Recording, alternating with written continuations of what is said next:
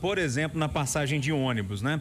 O governo de Minas anunciou um aumento da tarifa do transporte metropolitano, que são aqueles ônibus que ligam cidades aqui da grande BH, né? Por exemplo, Sete Lagoas com Belo Horizonte, Belo Horizonte com Contagem, enfim, esses ônibus, muita gente chama de vermelhão, né? São os ônibus que ligam as cidades aqui da região metropolitana. O reajuste de 6,49%.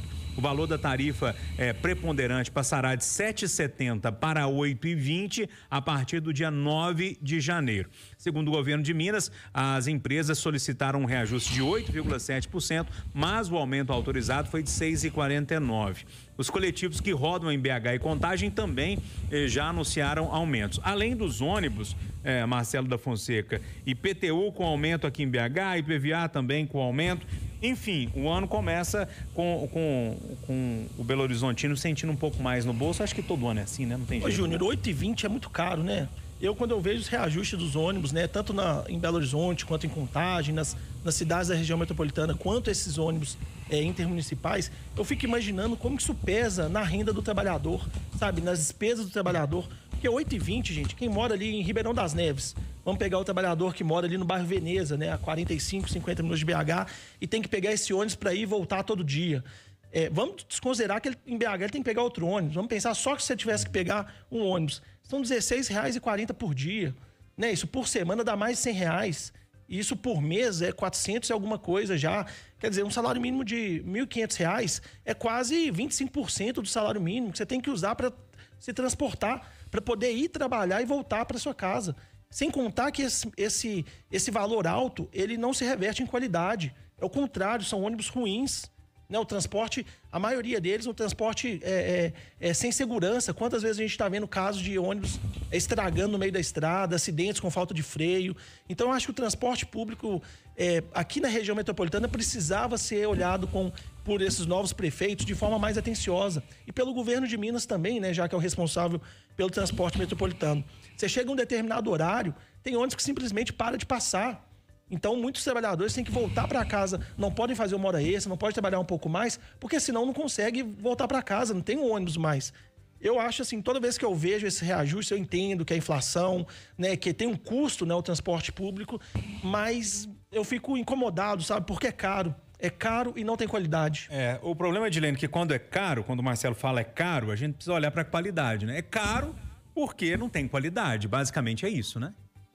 Exato, a gente paga, mas não vale, né, Júnior? O reajuste da passagem, salvo engano, foi 6 e pouco por cento, o salário mínimo aumentou em 7,5%, mas a gente sabe que as coisas acabam aumentando um pouco mais e o poder de compra da população não consegue alcançar o aumento dessas coisas. Muita gente nem tem reajuste salarial. Os prestadores de serviço informal às vezes não aumentam o preço do serviço porque sabe que as pessoas não vão querer pagar, ou seja, ele paga a passagem mais cara, mas a pessoa que faz uma diária, uma faxina numa casa não cobra mais caro porque já está ali achando que está no limite, porque quem toma o serviço, quem compra o serviço está reclamando. Então isso é muito difícil porque cada vez que aumenta um tipo de serviço desse como transporte público, aumenta para quem não vai ter o reajuste lá na outra ponta. E o Brasil é de muitos trabalhadores informais, né? Esses também acabam ficando num déficit, porque não pode aumentar às vezes a mercadoria, não pode aumentar um produto e quem aumenta vai fazer pagar aquele outro que às vezes está ali espremido e não tem de onde tirar. A situação é muito complexa, viu, Júnior? Essa nossa aqui. Aumenta para todo lado, William. Não, e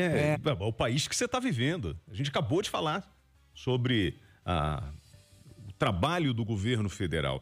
Vamos lá, gente.